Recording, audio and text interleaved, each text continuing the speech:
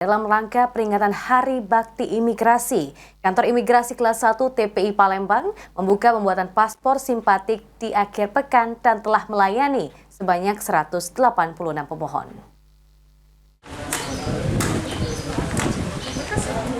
Kantor Imigrasi Kelas 1 TPI Palembang kembali membuka layanan paspor simpatik yang sebelumnya telah dilaksanakan pada tanggal 11 dan 12 Januari 2025. Kepala Kantor Imigrasi Kelas 1 TPI Palembang, Hairil Mirza mengatakan, pelaksanaan layanan paspor simpatik ini merupakan pelaksanaan di minggu kedua. Jumlah permohonan pada hari ini sebanyak 74 pemohon dari total 75 kuota yang disediakan.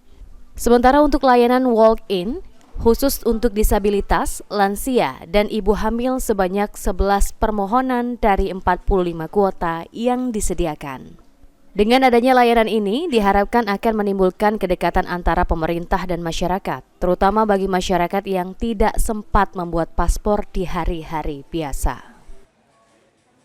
Paspor simpatik yaitu yang kita buka di hari libur yang kedua. Ini minggu kedua kita lakukan.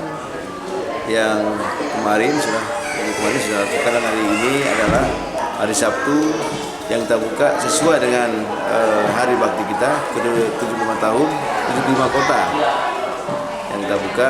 Alhamdulillah yang telah mendaftar 74. Dan juga kita buka yang kota yang walk-in khusus disabilitas, ibu hamil, orang sakit, bayi, itu sebanyak 45 yang baru datang, 11 orang. Sementara itu, salah satu pemohon Edo mengaku sangat terbantu dengan adanya layanan paspor simpatik pada hari libur, lantaran tidak memiliki waktu jika di hari biasa. Edo berharap kantor imigrasi terus mempertahankan pelayanan yang baik, serta terus membuka layanan pembuatan paspor di hari libur. Hari weekend kan kita kerja nih dari Senin sampai Jumat.